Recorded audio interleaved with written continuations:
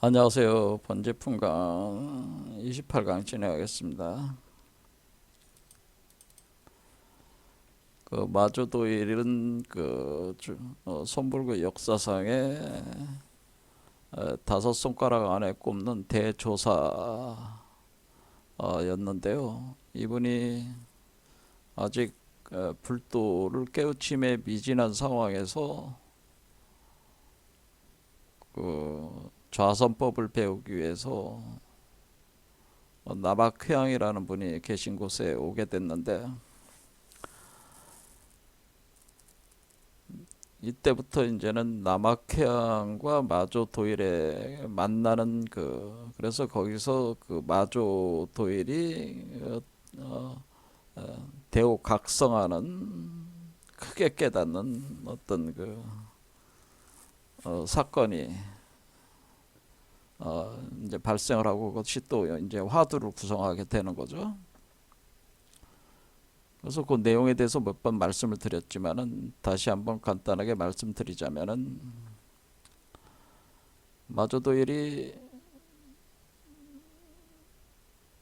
좌선을 하고 있을 때 남학회양이 찾아와서 너 좌선을 뭐하러 하느냐 물으니, 마조도일이 내가 부처가 되려고 합니다.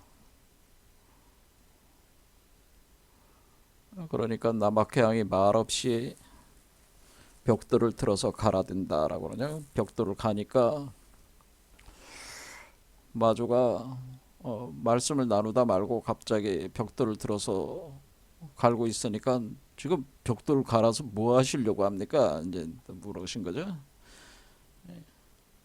그래서 내가 거울을 만들려고 한다 이렇게 하니까, 아니 벽돌을 갈아서 거울로 어떻게 만들 수 있다는 말입니까? 그러니까 남학회양이 그럼 뭐 좌선을 한다고 해가지고 부처가 되겠냐? 뭐 이런 식으로 맞받아 친 거죠.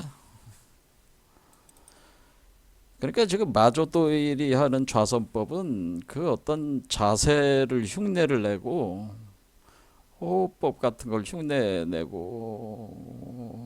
흉내를 내가지고 모방을 해가지고 그런 차원이지, 그거를 하나의 수단으로 삼아서 부처가 되기에는 좌선 같지 않은 좌선이다, 그런 얘기죠. 남학회양이 볼 때는. 그래서 좌선은 그렇게 하는 게 아니다. 좌선에는 그렇게 어떤 모양이나 틀에 사로잡혀서 그렇게 앉아 있는다고 하는 게, 앉아 있는 그런 것이 좌선하는 게 아니요. 그래. 그러니까 마조가 그럼 뭐 어떻게 해야 되겠습니까? 수레가 가지 않는데 수레에 채찍질 한다고 해서 수레가 가겠냐? 수레를 끄는 건 소고, 방향을 정하는 건 소를 타고 있는 그 사람인데,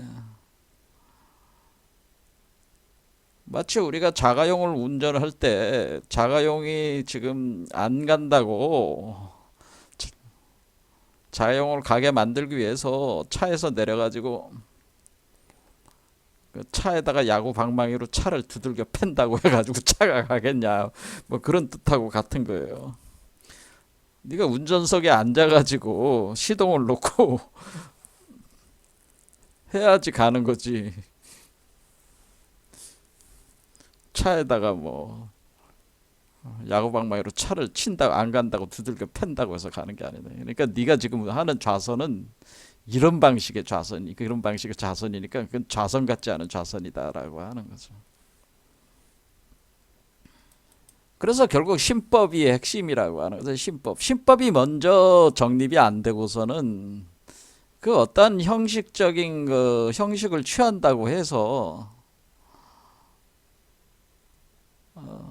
성취할 수가 없다는 거죠. 우리가 그러니까 채용의 관계에서, 우리가 보통 채용의 관계에서 우리가 어떤 우리가 본체와 작용이라는 관점으로 볼 때, 우리가 본체적인 측면을 주인, 요게 이제 주인 역할을 하는 거니까 이게 주객이니까 주인 역할을 하는 거를 컨트롤해서 작용을 바꿔야지 이 본체를 바꿀 생각을 안 하고, 그렇죠? 그 근본을 바꿀 생각을 안 하고 자꾸 말단에 머물러서 어, 그 표면적인 그 형상이나 그런 거에 사로잡혀 가지고 그 해봐야 이 본체가 바뀌지 않는 한은 안 바뀐다고 하는 거죠. 그럼 이 본체를 어떻게 그 바꾸는 거냐라는 거에 대해 설명을 해주는 거예요. 어떤 방식으로 하는 것이냐에 대해서. 그것이 이제는 내용을 보면은 일종의 그 중도 일체 에, 개념이다 이렇게 볼 수가 있습니다. 그 내용 전체가.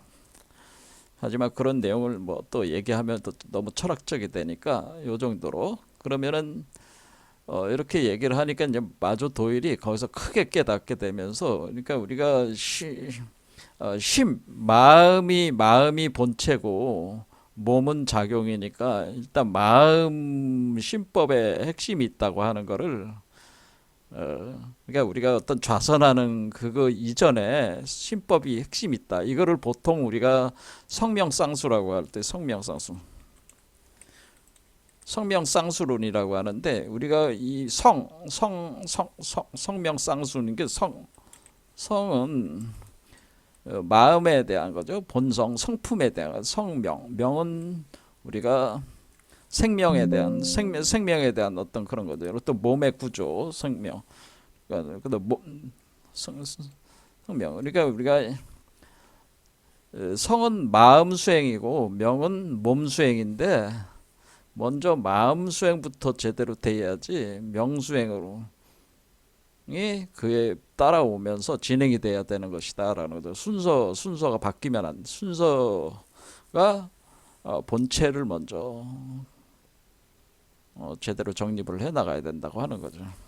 그래서 성명상수 개념하고 비슷하다 이렇게 보시면 되겠습니다. 그래서 마조도일이 이제는 거기서 이제는 크게 이제는 깨닫게 되는 거잖아요. 그래서 그 성품을 어떻게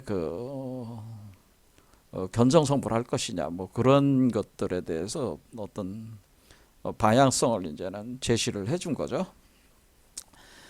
그래서 제가 이제 드리는 말씀이 뭐냐면은 그런 전체적인 내용보다는 제가 드리는 말씀은 첫 이 대화에서 벽돌을 갈아서 거울로 만들려고 남학회양에 했다라고 할 때, 마조도일과 대화를 할 때 남학회양이 그 차원이 높은 사람이고 마조도일은 차원이 낮은 사람이, 남학회양이 스승이고 마조도일이 제자다 그러면은 이 차원이 낮은 사람이 차원이 높은 사람의 말과 행위가 이해가 안 된단 말이에요. 그러니까 내가 3차원에 사는데 어떤 사람이 4차원에 살아요. 그럼 3차원에 있는 사람은 4차원을 이해를 못해요. 4차원에 있는 사람은 3차원을 이해를 하죠. 왜냐하면 포괄하고 있는 거니까. 그러니까 차원이 다르면은 근본적으로 낮은 차원이 높은 차원을 파악하기가 어렵다고 하는 거예요. 그럴 때 여기서 벽돌을 갈아서 거울로 만든다고 하는 것은, 남학회양은 벽돌을 갈아서 거울로 만들 수 있다고 하는 것을 알고 있는 사람이고, 마조도일은 벽돌을 갈아서 거울을 만드는 거를 모르는 사람이라는 거죠. 그러니까 이 지혜의 차이가 있다고 하는 거죠. 그래서 왜 남학회양이 벽돌을 갈아서 거울을 만든다고 하는지 그게 당최 이해를 하지 못한다는 거죠. 마찬가지로 좌선도 그렇게 자기가 하는 건 좌선이 아니고 본질적인 좌선은 다른 것이다고 하는 그거를 몰랐던 거죠. 그렇게 인식의 차이들이 발생할 수밖에 없다. 그런데 그 중에서 이제는 지난 시간에 제가 계속 강조를 한 거는, 남학회양은 벽돌을 갈아서 거울로 만들 수 있다라고 그렇게 얘기를 했습니다. 마조도일은 못한다라고 하는 겁니다. 그래서 여러분도 지금 제가 그렇게 얘기를 했을 때 여러분도 이해가 안 되고 저보고 말 같지 않은 얘기를 하고 있다고 이렇게 생각을 하신 분이 거의 다일 것 같아요. 아니면 어떻게 벽돌을 갈아서 거울로 만든다고 하는 겁니까? 그래서 제가 벽돌을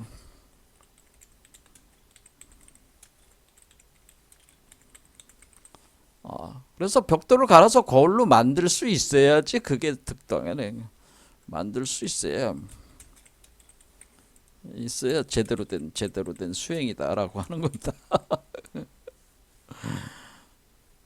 벽돌을 갈아서 거울로 만들 수 있는 수행을 하고 있습니까?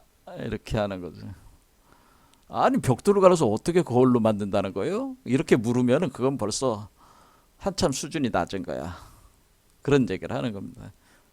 대부분의 사람들은 뭐예요? 아니 벽돌을 갈아서 어떻게 거울로 만듭니까? 이해가 안 됩니다. 아마 대개 다 이런 식의 생각일 거예요.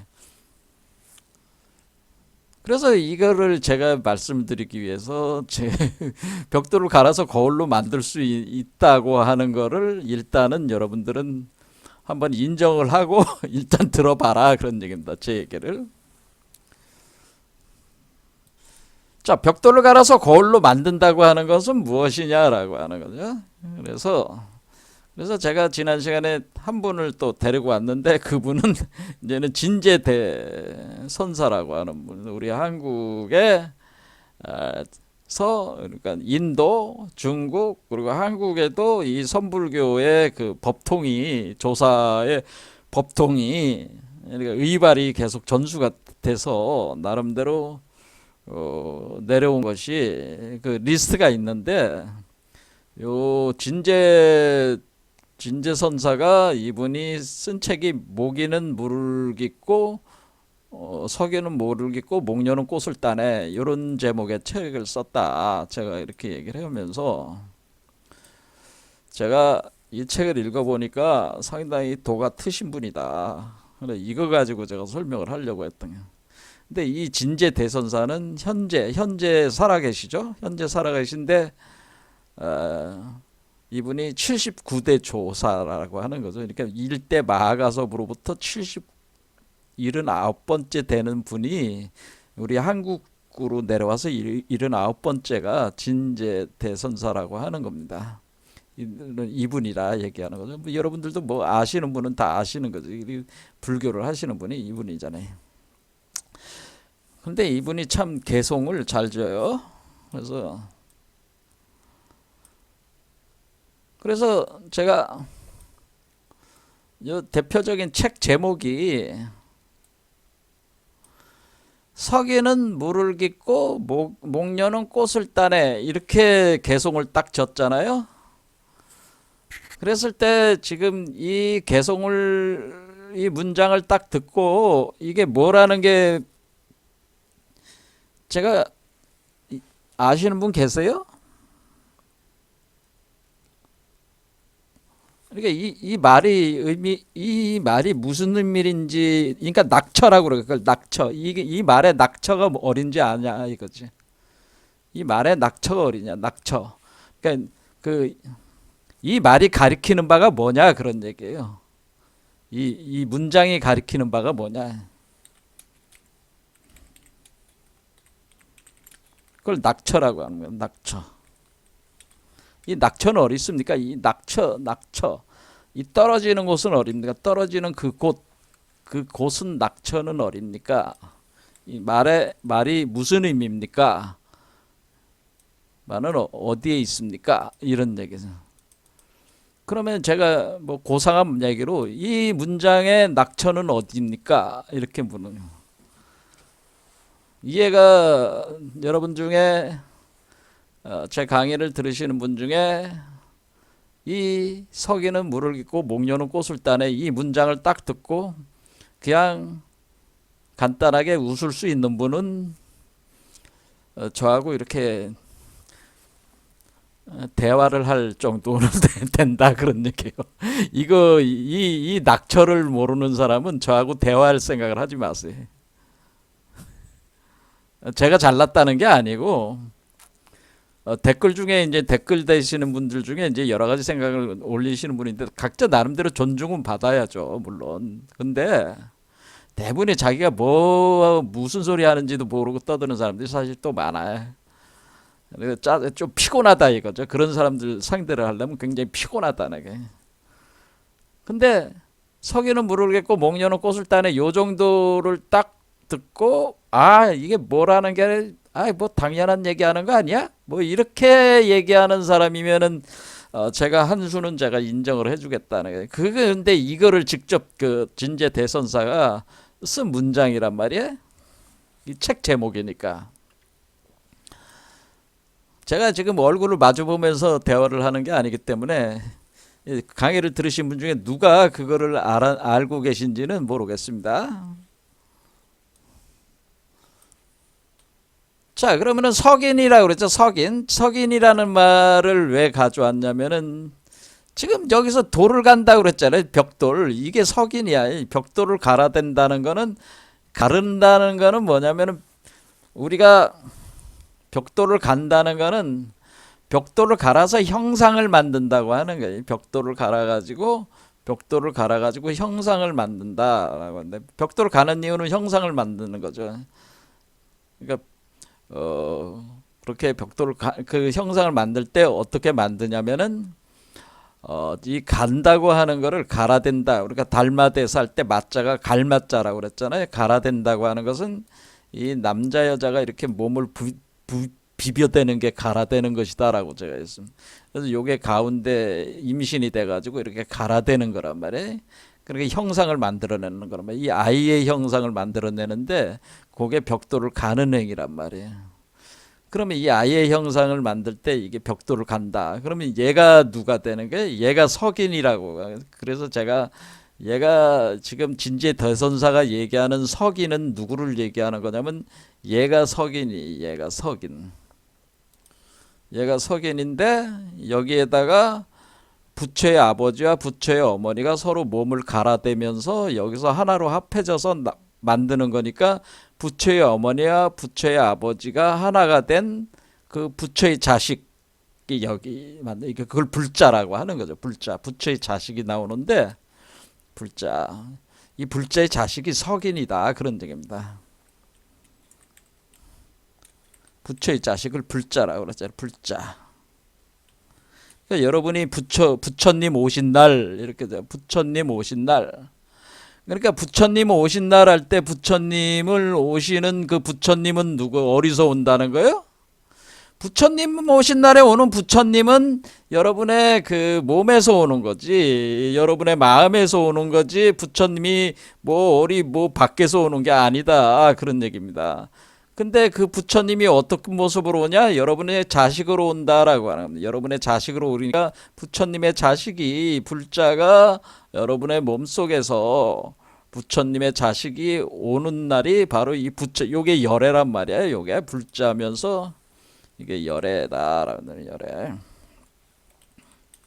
근데 얘가 지금 뭐냐면 얘가 돌이라고 하는 거야. 얘가 돌로 만들어. 그래서 석인이라고 하는 거지. 근데 얘는 석인인데 뭐냐면 이 죽은 돌이 아니라 살아있는 돌이다. 그래서 돌로 된 사람이란 뜻이지. 돌로 된 사람. 석인은 돌로 된 사람. 그래서 이거를 뭐라고 하죠? 이 아이 돌로 된 이 사람을 가리켜서 살아있는 돌이다. 살아있는 돌. 이게 죽은 돌이 아니라 살아있는 돌. 영원히 살아있는 돌과 같은 존재다. 그래서 산돌이다. 이런 표현을 씁니다. 산돌. 살아있는 돌이 나오죠. 살아있는 돌인데 이 동자의 형상, 아이의 모습, 아이 형상으로 나온다는 거다. 아이 형상.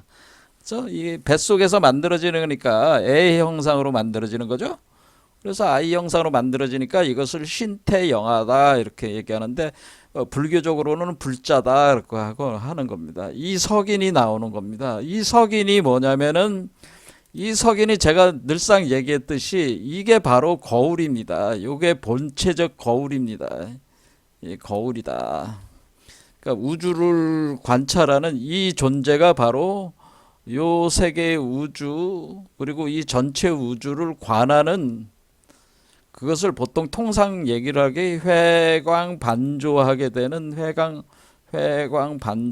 반조하게 되는 그 존재 그리고 우주를 비춰볼 수 있는 그 존재 그 거울과 같은 존재 회광반조하는 그것을 이제 감찰한다고 그래요. 그 반조하면서 감찰하기 때문에 감자를 써서 한자로 감자를 쓰는 겁니다. 감자를 써 거울 감자를 쓴다. 거울. 반주하는 거울이다 해가지고 거울감자를 쓴다. 그래서 얘를 가리켜서 제가 뭐라고 그랬어요? 인경이라고 그랬죠. 인경. 천지인 중에서 인경이다. 하도, 하도천경, 낙서지경, 영부인경, 영부인경. 얘가 영부인경이에요. 얘가 영부인경. 그러니까 얘가 그 거울이라는 거죠. 거울. 그래서 영부인경. 그래서 거울경자. 그래서 영부인경이다라고 하는 겁니다. 자, 그러면은 이제는 얘기가 바로 알아들으신 분은, 그러니까 이게 결국 뭐냐면은 이게 결국 얘가 이제는 거울일체가 되는 거니까 거울체가, 즉 거울체인데 뭐냐면 태양과 달이 하나로 합쳐진, 그러니까 태양도 거울이고 달도 거울인데 태양은 하늘의 거울이고 달은 땅의 거울인데 두 개가 합쳐진 거울, 그리고 별의 거울이다. 이렇게. 그래서 일월성이다 이렇게 표현해. 일월성이 일은 태양, 월은 달, 성은 별. 그래서 별의 개념이에요. 별. 그래서 일월성. 자, 그러면 이게 인경이다. 그러면 얘가 거울이다. 그러면 얘가 석인이, 그러니까 석인이 인경이라고 그랬잖아요. 석인이 인경이니까 지금 석인이 거울이 된 거잖아요. 그렇죠. 이 석인이 거울이 되는 거야. 그러니까 우리는 이 석인은 뭐라 그랬어요? 천지가 비벼대 가지고, 부처의 아버지와 부처의 어머니가 비벼대 가지고 갈아 가지고 서로 이렇게 서로 갈아대고 비벼대 가지고 만들어지는 아이가 석인이니까, 그러니까 벽돌을 가르는 행위는 우리 몸에서 부처의 아버지와 부처의 어머니가 갈아가지고, 이거 갈아대가지고 얘가 아이의 형상으로 만들어내는데 이 아이가 바로 인경, 영부 인경에 해당된다라고 하는 거죠. 그러니까 지금 뭐야? 벽돌을 갈아서 거울로 만들려고 한다고 하는 거는 이런 건데, 이런 거다라는 거를 우리 그 나박회양 선사는 바로 알고 있었다는 거죠. 알고 얘기를 한 거란 말이야. 그래서 벽돌을 갈아서 거울을 만들려는 거지. 그게 그렇게 해야지 부처가 되는 거야. 그런데 마저는 도무지 이해가 안 되는 거죠. 그러니까 벽돌을 갈았는데 어떻게 거울이 됩니까? 그러니까 지금 뭐예요? 벽돌로 갈아서 거울로 만든다고 하는 거는 승의제라고 하는 거예요. 그러니까 세속제에 있는 그 차원이 낮은 사람들이 이해가 안 되는 거야. 그러니까 엉뚱한 소리나 해야 되는 거야, 계속. 벽돌로 갈아서 거울로 만들 수 있는 거는 승의제야.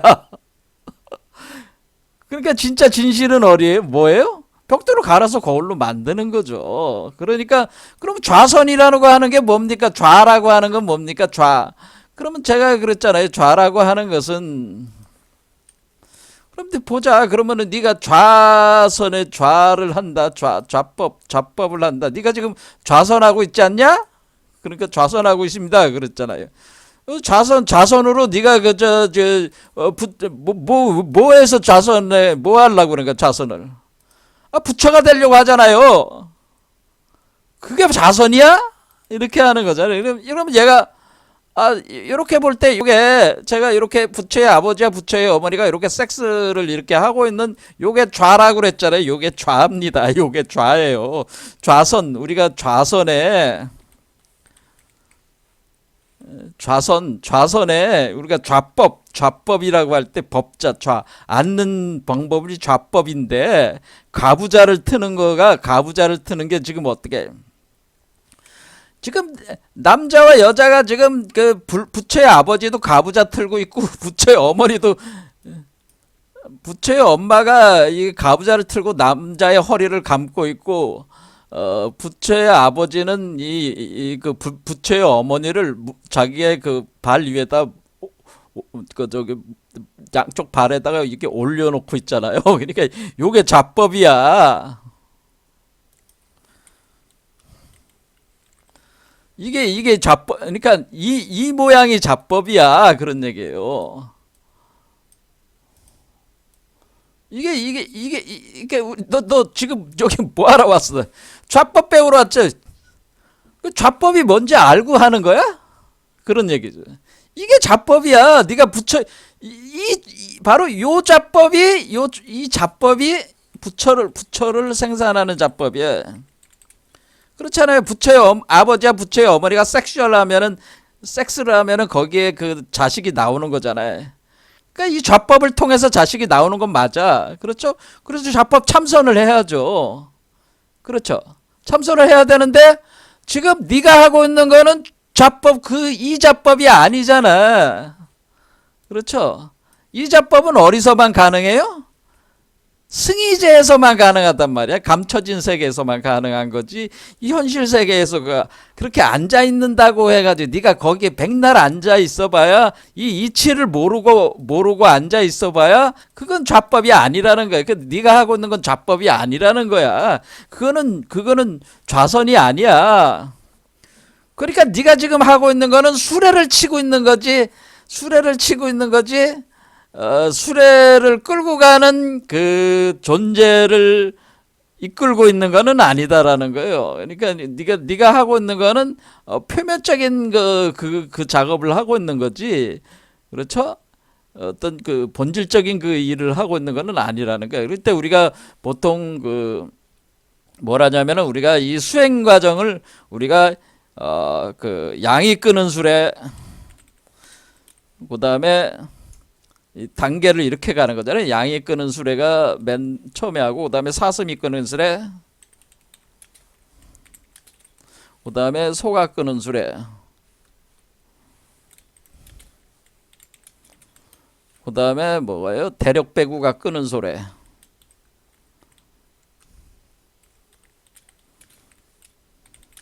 그래서 수레 차 개념이 있어. 수레 차 개념이 있는데 양이 끄는 수레는 사슴이 끄는 수레, 소가 끄는 수레, 대력배구가 끄는 수레는 이 얘기가 어디서 나와요? 법화경에 그 화택 비유라는 게 있어. 화택 비유. 그러니까 불타는 집에 대한 비유예요. 불타는 집에 대한 비유.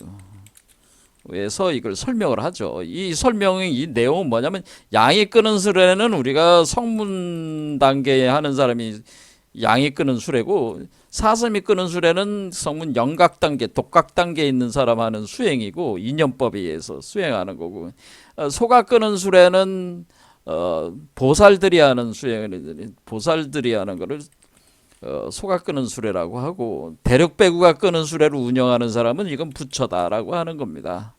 그럼 여기서 이제 얘기하는 거는 소가 끄는 수레, 양이 끄는 수레, 사슴이 끄는 수레 있잖아요. 요 수레에 대한 거를 그러니까 얘가 지금 뭐예요? 얘 수준에 따라서 얘가 성문, 영각, 보살이 되는 거니까 얘 수준에 따라 가지고 해삼귀일이라고 해가지고 그 성문, 영각, 보살, 부처가 이 성문, 영각, 보살이 부처의 길로 다 통하는 것이다라고 하는 거를 설명할 때 회삼귀일 사상을 가지고 있잖아요. 법화경에 이 수레 얘기를 사실은 하는 거죠. 그러니까 우리가 이 수레를 갖다가 운영을 하는 건데 그러니까 우리가 여기서 두 개의 바퀴를 가지고 있는 수레인데, 두 바퀴 중에 한 바퀴는 남자, 한 바퀴는 여자가 두 개의 바퀴란 말이야. 그렇죠? 그럼 그 두 바퀴 사이에 얘가 있잖아요. 그렇죠? 그럼 얘를 끌고 가야지 두 바퀴가 돌아가는 거지. 이 바퀴 마찰을 친다고 해서 되는 게 아니라는 거지. 얘를 포인트 삼아서 얘를 중심으로 해서 우리가 중도 일체 실상의 그 메커니즘으로 이걸 진행을 해야지 바퀴가 돌아가면서 수레가 움직이는 것이지. 무조건 앉아가지고 그렇게 한다고 해서 그게 되는 게 아니다 하는 걸 이제 표현을 해준 거죠. 자, 그러니까 지금 이제는 정리해서 하자면, 그러니까 원래 벽돌을 갈아서 거울로 만들 수 있구나. 그래서 우리 몸에서 나오는 그 아이를 얘가 벽돌이라는 거야. 왜 벽돌이라고 하냐면, 벽돌이라고 하는 거는, 벽돌은 어떻게 생겼어요? 벽돌은 육면체라는 뜻이잖아. 벽돌은 육면체잖아. 육면체잖아. 돌은 돌인데 육면체라는 뜻이야. 육면체는 뭐예요? 입방체라고 하잖아요. 입방체. 입방체, 3차원 입방체라고 하잖아. 공간적으로 3차원 입방체를 만드는 거예요. 얘를 3차원 입방체의 세계를 만들어내는 것이다, 그런 겁니다. 여기다가 요게 3차원 입방체 현실 세계를 얘도 실제 물질적인 세계로 육화시켜 나가는 거니까 3차원 입방체의 세계를 구성해 나가는 것이다. 그러니까 이것을 숫자로는 6에 해당되는, 그래서 6바라밀이다, 그런 입방체다. 자, 그래서 우리는 이게 이제는 이렇게 해서 이렇게 되는 거구나. 그러니까 이게 벽돌을 갈아서 거울로 만드는 거예요. 그러니까 제가 몇 번을 계속 강조하지만은 벽돌을 갈아서 거울로 만든다고 했을 때 바로 이해가 안 되면은 이제 공부가 좀 많이 자신이 덜 됐다고 생각하셔야 되고, 그 다음에 여기서 석에는 물을 깃고 목련은 꽃을 딴다고 할 때 이게 이해가 안 되는 사람들은 공부가 덜 된 거야. 낙처를 모르면 공부가 덜 된 거야. 근데 목련은 누구겠어요? 제가 목련가 이 나무 두 개가 올라가는 이게 우주목이 목이잖아. 근데 이 우주목을 간직하고 있는 요 사람이 요거를 갖다가 몸속에 포태하고 있잖아, 지금. 그러니까 이게 몸 안에다가 이렇게 간직하고 있는 사람은 여자잖아. 여자가 포태하지 남자가 포태해? 여자가 임신하지 남자가 임신하냐, 이게야. 그래서 여자라는 거야. 목녀. 그런데 이렇게 나무 우주목이 움직이는 이 존재는 목녀다, 이거. 근데 왜 꽃을 왜 딴다 그러겠어요? 이게 여기 이렇게 올라갈 때 여기가 우리가 이제 1년으로 치면은 여기가 묘월이고, 그러니까 우리가 2월이고 3, 4, 5, 2, 3, 4, 5월 달이란 말이야. 2, 3, 4. 그러니까 오늘날로 따지면 이제 이게 음력으로 그렇게 되는 거고, 양력으로 보면은 우리가 3, 4, 5, 6 이렇게 이 단계 이렇게 올라가는 상승하는 거는 3, 4, 5, 6 봄철이란 말이야. 그러니까 이쪽이 봄이란 말이야. 그러니까 봄철로 가는 거니까 이때 꽃을 피잖아요. 봄에 꽃이 피죠. 그래서 봄에 꽃이 피기 때문에 이때 이제는 우리가 그 난자와 정자가 만나가지고 난수와 정수가 만나서 벌이 날아다니면서 꽃을 피우는 이 시기이기 때문에 그 꽃을 딴다, 그렇게 표현을 한 것입니다. 그러면 석인은 왜 물을 깃는다고 하냐면은 이 석인이 물을 깃는 거는 석인이 지금 이 아이가 지금 나오려면은 감노수를 마시고 얘는 감노수를 마시고 얘는 성장을 해야 되는 거거든요. 그래서 감노수를 마시는 거를 물을 기른다고 이렇게 생각을 하셔도 됩니다. 또 그런 개념도 되고, 이 석인 자체가 석정수라고 해가지고 감노수를 마셨으니까 감노수를 또 생산할 수가 있는 거예요. 그래서 감노수를 자기 몸에서 생산을 해가지고 그걸 물을 기른다, 이렇게 표현을 한 거란 말이에요. 그러니까 석에는 물을 깃고, 그래서 그러니까 이 존재는 감노수를 섭취하고 감노수를 뿜어내고 그런 역할을 해준다라고 하는 겁니다. 이런 내용들이 여기에 이제 감춰져 있다고 하는 거죠. 이게 석에는 물을 깃고 목련은 꽃을 따네. 바로 알아들어야 된다고 하는 거예요. 자, 그래서 돌사람이 밤에 나무로 깎은 닭이 우는 소리를 듣는다 하면은, 왜 닭이 우느냐면은 여기에 올라가면 여기가 가지에 새집이 있고, 여기 닭이 여기에 알을 낳고 이 알을 깨고 새가 날아오는 거기 때문에 이게 총 7개 차크라니까 3개가 7개 차크라 올라니까 3, 7에 20일로 가는 거란 말이에요. 닭이 알을 깰 때 20일 걸리잖아요. 그러니까 이 닭이 우는 소리, 이거는 뭐냐면은 알을 깨고 나오는 소리란 말이야. 알을 깨고 나와서 우는 소리다, 그런 얘기입니다. 여기에서 요게 알처럼 생겼잖아요. 여러분들이 딱 보기에도 이렇게 동그랗게 알처럼 생겼잖아요. 요게 알을 깨고 탁 나오니까 요걸 이제는 닭이라고 보는 거란 말이에요. 왜냐면 이 나뭇가지에 집을 짓고 여기다가 알을 낳고 요 존재가 알을 낳고 알을 품고 있는 형태가 되고 깨고 나온다, 이런 얘기가 된단 말이에요.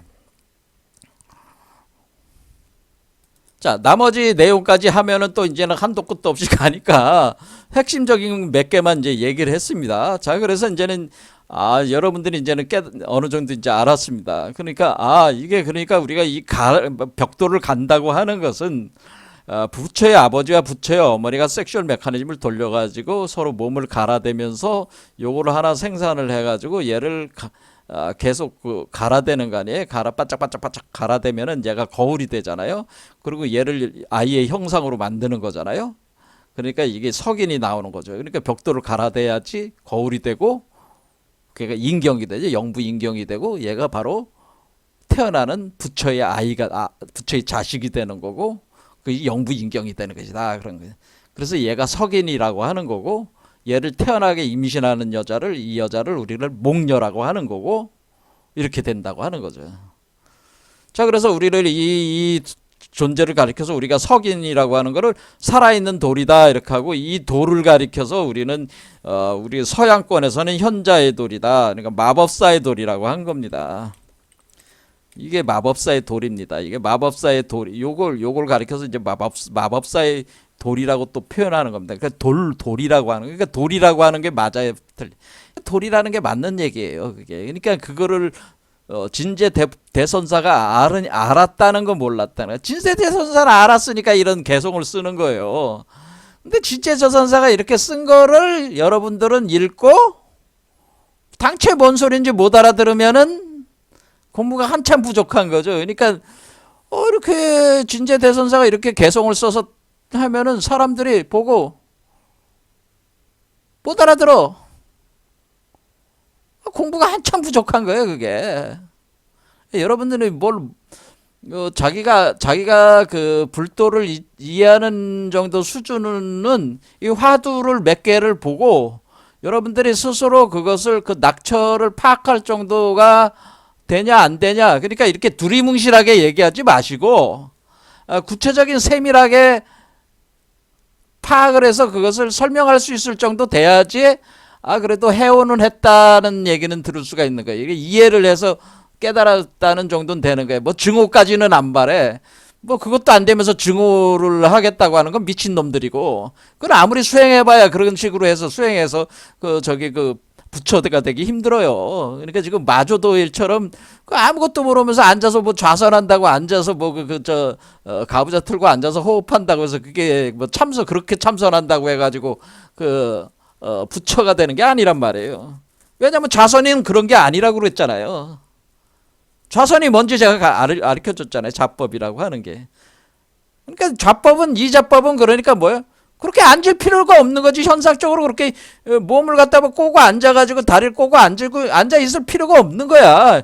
뭐 동정지간 뭐 움직이거나, 그러니까 어묵동정이라고 하는 거잖아요. 어묵동정. 말을 하고 있거나 묵묵하게 있거나 뭐 움직이고 있거나 뭐 멈춰 있거나 뭐 일어서 다니거나 그 어떤 순간에도 나는 항상 자선하고 있다, 그런 얘기가 되는 거지. 그러니까 이 단계가 되는 사람들은 뭐예요? 항상 자선하고 있어, 24시간을. 그렇지 않은 사람은 뭐예요? 그렇지 않은 사람들 항상 어떤 걸 좌선이라고 생각해요? 앉아가지고 가부좌 틀고 앉아가지고 이렇게 하는 게 좌선 아닙니까? 그럼 내가 하루에 1시간 앉았냐 2시간 앉았냐 이런 걸 따진단 말이야. 그게 아니고 좌선은 24시간 하는 게 좌선이야. 24시간 하는 게 좌선이 통상적으로 돼 있는 게, 이 안의 구조가 그렇게 돌아가고 있는 사람은, 좌선 구조로 돌아가고 있는 사람은 그 사람은 24시간 좌선하고 있는 것이다, 그런 얘기입니다. 그러니까 여러분들은 좌선하고 있는 게 아니다, 그런 얘기입니다. 제 얘기는 제가 지금 스님들이나 불교를 추종하시는 분들의 소위 참선한다고 앉아있는 그거를 보면은 그거는 좌선하는 게 아니에요. 제가 볼 때는 좌선도 아닌데 좌선한다고 앉아 계시니까 그거는 억지로 수행하는 거예요. 그냥 수행도 아닌 수행을 하니까 그게 재미가 하나도 없는 거지. 그런 거 그렇게 한다고 해서 수행해. 최소한 이 메커니즘을 알고 하면 모르겠는데 모르고 하면은 더 무식한 거고 모르고 아예 안 하는 것도 문제지만은 모르고 하면 또 무식한 거야. 알면서 이 안에서 하면서 굳이 밖으로 자기가 출지자법으로 가부좌 틀고 앉아서 할 필요는 없다, 그 얘기인데, 그래서 그걸 무수지수라고 제가 계속 얘기를 하는 겁니다. 이 무수지수법은 그렇게 뭐 출지자법 앉아서 좌선하는 그런 게 아니다라고 하는, 왜냐면 몸 안에서 여러분은 안에서 좌선이 이미 이루어지고 있는 상태이기 때문에 좌선이라는 걸 겉으로 뭐그 표를 내면서 하는 그게 좌선이 아니다. 그런 얘기라는 거죠. 자, 시간이 많이 가니까 또 가보겠습니다. 자, 그래서 우리는 또 하나 보겠습니다. 남악회양이 이제 남악회양 나온다. 남악회양 이제 마조에 대해서 나왔고, 남악회양이 선사가 어떤 한 학인에게 물었습니다. 구리 거울을 녹여서 다른 형상을 만들 경우 형상이 이루어진 후에 거울을 밝게 비추는 속성은 어디로 갑니까? 어떤 학인이 물었어요. 학인이 남악회양 선사한테 구리 거울을 녹여서 형상을 만든다.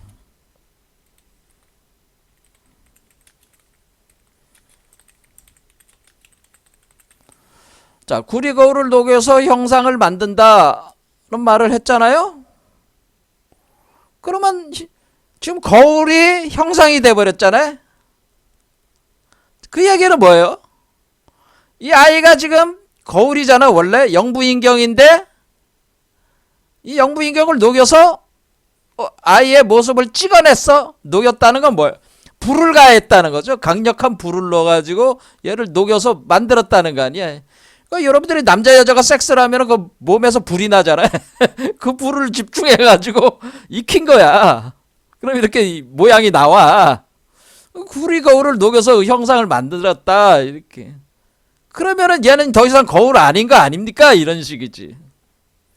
근데 거울은 거울이에요. 근데 거울 아닌 걸로 이렇게 볼 수는 없는데 어쨌든 구리 거울을 녹여서 이제 이게 세상적인 이치로는 그렇게 생각이 되니까 구리 거울을 녹여서 형상을 만들었습니다. 여기까지 아니까 이 사람이 지금 질문 자체를 보면은 이 사람이 수준이 어떤 건지 알았어요. 그렇죠? 아, 구리 거울을 녹여서 형상을 만드는 것까지는 아는구나 라는 걸 알 수가 있어요. 아, 이 사람은 한수는 아는 사람이야.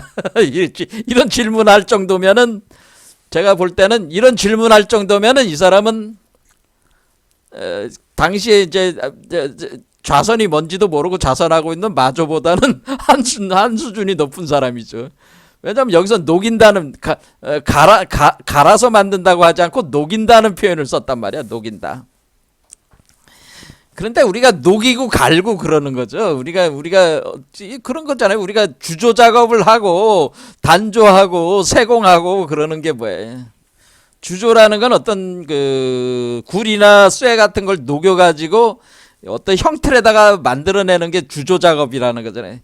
단조라는 건 뭐예요?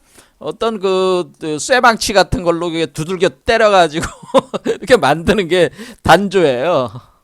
그 다음에 세공한다는 건 뭐 세공 작업한다는 거는 그 만들어진 물건을 아주 세밀하게 그 정교한 그 조각을 이렇게 하는 거 있잖아요. 여러분들이 뭐 금반지를 만들거나 뭐 보석을 만들거나 이런 거는 다 세공하잖아. 세공하는 거지.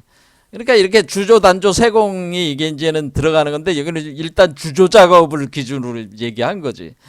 그런데 지금 얘가 석인이라고 했으니까 이 석은 뭐야? 석인이라고 하는 것은 석은 돌이잖아. 자, 구리는 처음에 어떻게 나왔겠어요? 자, 제가 하나 그림 요게 구리 원석이야. 구리 원석. 그러니까 우리가 구리나 철이나 이런 건 다 뭐가 있는가? 기본적으로 원석이 있는 거죠. 원석, 구리 원석, 구리를 포함하고 있는 돌을 먼저 캔 뒤에 그거를 녹이는 거잖아요. 그거를 이제는 분류를 해가지고 그것을 녹여가지고 그것을 분리를 시키는 거잖아요. 그렇죠? 그런 작업이 물론 이전에 선재가 주조 작업 전에 선재가 되는 거 아니에요. 그렇죠? 그런데 이걸 총괄적으로 그냥 돌로 본 거지. 석인이라고 하는 건 통상적으로 뭐 구리니 철이니 뭐 왜 돌로 보냐면은 우리가 보석이라고 하죠. 보석. 그러니까 얘는 지금 얘 몸은 자체는 왜 상당히 정밀한 세공을 한 보석이야. 보석이다. 그러니까 보석체라고 생각하면 돼요. 보석과 같은 몸이야. 그러니까 금은 세공이 다 돼 있는 보석과 같은 몸인데 얘가 보석이다. 얘는 몸이 보석인데 세공을 다 한 보석이야. 왜? 얘 사람 이 머리카락 하나하나 털 하나하나가 다 그 세밀하게 정밀하게 가공이 된 거 아니겠어요? 자, 그러니까 뭐 구리 원석에서 뽑아냈다 해도 되는데 이 경우는 그냥 보석이라고 이렇게 생각하면 된다. 그러면 얘가 그럼 보석체란 말이야. 보석체. 보배로운 돌이잖아. 이 보배로운 돌은 뭐예요? 이 돌은 진주알과 같은데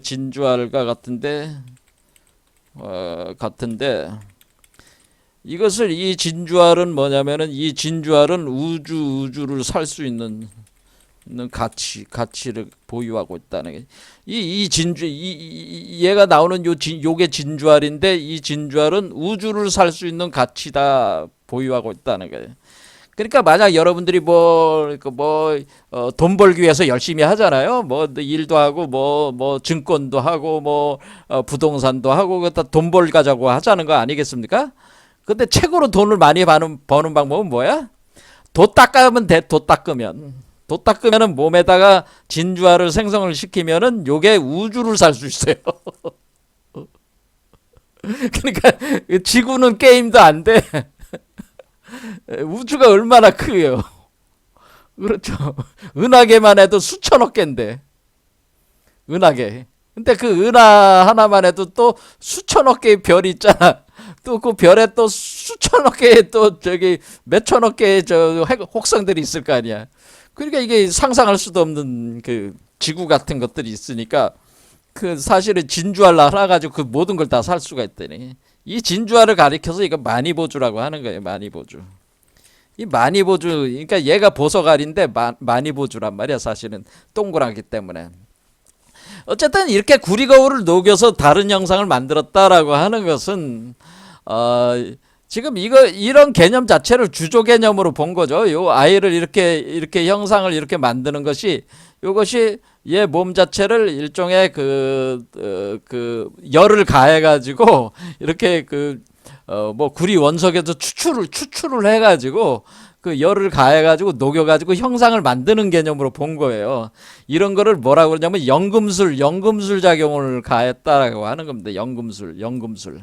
그래서 얘를 만드는데 얘는 그 석인인데 연금술로 제조를 한다는 거. 이 석인을 연금술을 통해 알케미를 통해서 제조를 한다 그런 겁니다. 그런데 연금술이 왜 가능하냐면은 여러분 몸속에 원석들이 많단 말이야. 여러분 몸속에 이미 보유하고 있는 원석이 많아. 그러니까 여러분 몸 안에서 그 원석들을 캐가지고 그걸 불에 녹여가지고 그 추출해가지고 이렇게 형상을 만들어내는 거예요. 근데 그걸 구리라고 본 거예요. 자, 그럼 구리와 철 이렇게 본다. 구리, 철, 은, 금 이게 수준에 따른 뭐예요? 우리가 구리, 철 그러니까 맨 처음에 진흙이 있고 진흙은 아무것도 없는 거지. 진흙. 그다음에 이제 철이 있고 구리, 은, 금. 그러니까 우리가 이제 연금술 단계에서 이 수준이 높은 정도의 그걸로 따지면 금이 제일 수준이 높은 거죠. 진흙이 제일 수준이 낮은 거죠. 원래 인간은 진흙이란 말이에요. 원래 인간은 진흙으로 만들어졌는데 여기에 철이 생기고 구리가 생기고 은이 생기고 금이 생겨서 여기에 철을 뽑아서 만들면 철이 되는 거고 구리를 뽑아서 만들면 구리가 되는 거고 그렇죠. 이런 식으로. 그런데 여기서 지금 구리 정도 수준에서 이 몸이 만들어졌다는 거죠. 무슨 말씀인지 아시겠죠? 근데 요 사이에는 다 뭐예요? 요게 안에 불이 들어가 있으면 크리스탈처럼 되는 거기 때문에 크리스탈, 이걸 총체적으로 보석을 제가 크리스탈이라고 그래요. 크리스탈. 자, 그래서 우리는 이렇게 우리가 보석 이것도 다 보석이잖아요. 은과 금은 보석이잖아. 철구리는 보석이라고는 안 하지만은 우리 통상적인 얘기로 은, 금 이런 게 다 보석류잖아요. 그러니까 이렇게 되는.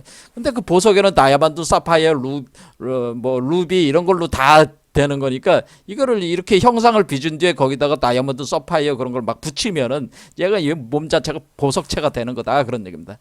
아무튼 이렇게 뭔가 얘는 인경인데 얘를 녹여가지고 이렇게 형상을 만든다고 하는 거를 이 사람은 알았다. 이게 알아가지고 물어봤다는 거예요. 그러면은 얘는 더 이상 거울이 아닌 거 아닙니까? 이렇게 물어봤다는 거예요.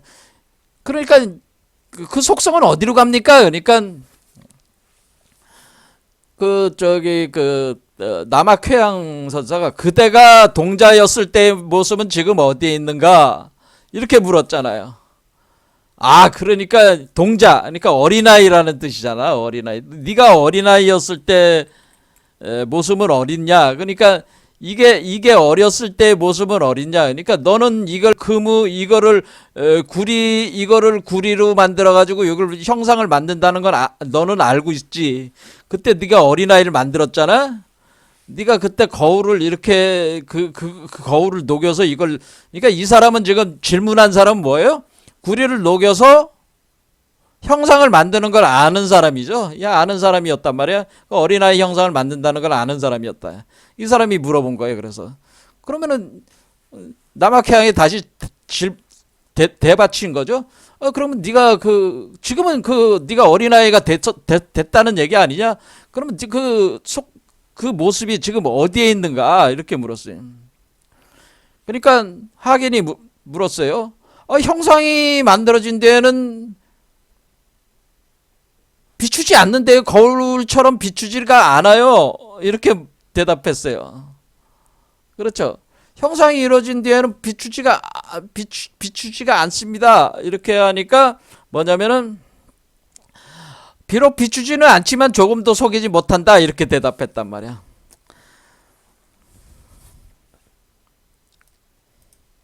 자, 이 이치는 뭐겠어요? 연금술을 알아야 돼. 연금술이라고 하는 것은 우리가 이제 불을 갖다가 이렇게 녹이잖아요. 그럼 불의 기운을 금속이 빨아들이는 거잖아요. 그렇죠. 우리가 불을 금속이 흡수를 하는 거죠. 금속이 흡수를 해가지고 우리가 철에서 불을 흡수해서 구리가 되고, 구리에서 불을 흡수해서 은이 되고, 은이 불을 흡수해서 금이 되고, 이렇게 이때마다 더 고도의 불을 흡수해 나간단 말이야. 무슨 말씀인지 아시겠어요? 그래서 연금술인 거예요. 이렇게 불과 빛을 자꾸 흡수해. 이 빛이라고 하는 건 불이 있으니까 빛이 나는 거 아니에요? 근데 그걸 자꾸 흡수를 하니까 어때? 형상이 만들어지는 건 뭐예요? 형상은 음이고, 예? 그 다음에 빛과 불은 양이잖아요, 양. 그렇죠. 그러니까 빛을 먹어서 형상이 빚어진 거 아니야. 그러니까 빛이 밖으로 나가지 못하게 얘가 빛을 먹여들어. 그러니까 구리가 왜 빛을 안 발해? 얘가 자꾸 빛을 빨아들여가지고 은이 되려고 하니까 안 뱉어내질 않는 거지. 뱉어내야지 빛나는 거란 말이야. 그렇죠. 이 이치를 알겠어요? 제가 지금 얘기한 걸 아시겠어요? 이게 알아들어야지. 못 알아들으면은, 제가 강의를 지금 수천 강의를 했는데 아직도 못 알아들으면 난 전 방법이 없어요. 더 이상 여러분들한테 가르칠 방법이 없어요. 이거 아는 사람 별로 없어요.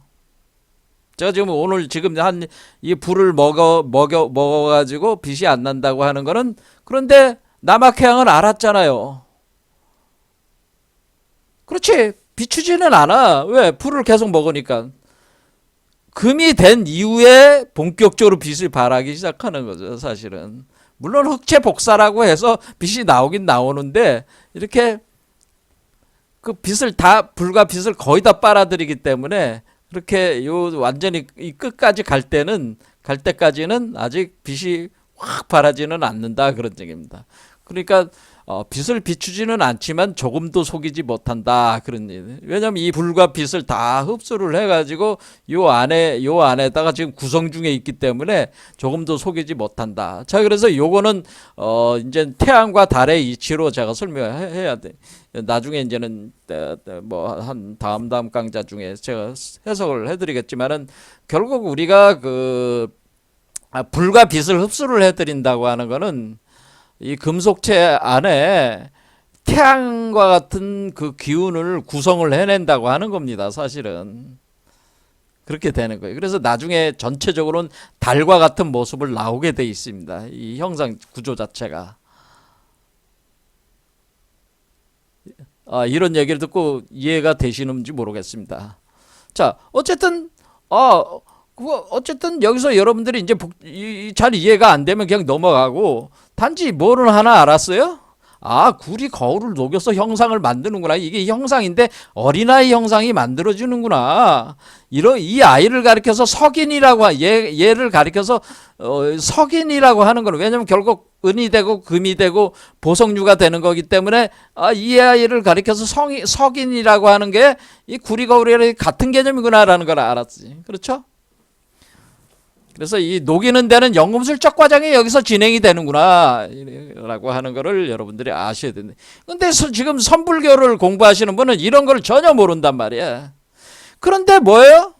기이하게도 우리가 이 대조사들은 이 이치를 알았다는 게 문제. 근데 지금 당대 그 선불교 하는 스님들 중에 100 중에 한 사람도 이 이치를 아는 사람 찾아보기가 어렵다는 거예요. 제가 아는 사람이라고 이제 진제 대선사 정도가 알고, 성철 스님은 또 이걸 또 밝게 알았어요. 그래서 성철 스님 얘기를 들어봅시다. 자, 가빈하해라고 하는 게 성철 스님이 직접 쓴 건데 뭐냐면은, 목에 무색하는 무게가 7근이요 발밑에 지어온 괴로움이 끝이 없다다. 석가와 미타는 끓는 구리샘물을 마시고 가섭과 아나는 무쇠를 먹는다. 자, 뭐겠어요? 여기 있구나. 그러니까 여기 석과 미타는 끓는 구리샘물을 마신다. 자, 그러니까 이 얘기는 뭐겠어요? 지금 얘가 석가라는 얘기야. 석가는 다른 게 있으니까 얘가 지금 자라나는 거 아니야. 동자잖아. 어린아이가 몸속에서 지금 임신이 돼서 자라나는데, 자라나려면 애가 영양분을 취해야 될 거 아니야. 그러니까 얘는 구리 몸이니까, 얘는 구리로 된 몸이니까 구리를 많이 먹어야 될 거 아니야. 그러니까 구리샘물을 계속 먹는 거지. 구리샘물을 마시는 거고, 얘는 구리샘물을 마시고, 조사들은 뭐예요? 철을 많이 마신다. 그러니까 석과 미타보다 한 수 아래라는 거죠. 그 우리가 가섭이라든가 아나는 조사인데 석가모니보다는 석가모니의 법을 이은 사람들이니까 한 단계 아래로 쳐가지고 철이라고 한 거다. 그런 경우도 있고, 뭐가 있냐면은 석과 미타는 상승기조에 있는 사람이라는 뜻이고, 가섭과 아나는 하강기조에 있으니까 이 아래로 내려가서, 그러니까 석과 미타는 구리, 은, 금으로 가는 사람들이고, 그렇게 표현된 사람들이고, 그 조사들은 뭐냐면, 금, 은, 구리, 철 이렇게 아래로 내려가는 하강작용을 위주로 하는 사람들이다. 그래서 구리보다 한 단계 아래인 철로 가지고 이렇게 설명했을 수도 있다는 거예요. 왜냐하면 철은 중생의 의식 수준에 있는 사람들은 철의 수준이야. 그 다음에 요 심장 차크레에 왔을 때는 구리 수준이고, 그러니까 이 중생 수준으로 들어가가지고 지금 법을 펴는 사람들이 조사들이니까 중생들이 먹는 철을 같이 먹는 거고, 이 석과 미타는 이 중심 가운데 심장 차크라를 장악하고 있는 사람들로서 구리를 섭취하는 사람들이다. 뭐 그런 얘기들이. 어쨌든 이게 지금 뭐라는 거야? 이게 구리, 철구리, 은금 이런 거지, 연금술적인 어떤 걸로 해서 일종의 전체 통상적으로 이걸 석인이라고 다 표현해서 석인 개념이다라고 하는 겁니다. 그래서 여기 연금술적인 개념이 이렇게 다 들어가 있다고 하는 거죠. 자, 그래서 전체적인 내용을 쭉 우리가 남악회양에 돌을 갈아서 거울로 만드는 이치와 또 구리샘물을 먹고 그 형상을 만들어 나가는 이 전체적인 이치가 이해되셨는지 모르겠습니다. 자, 다음 시간에 또 보겠습니다. 감사합니다.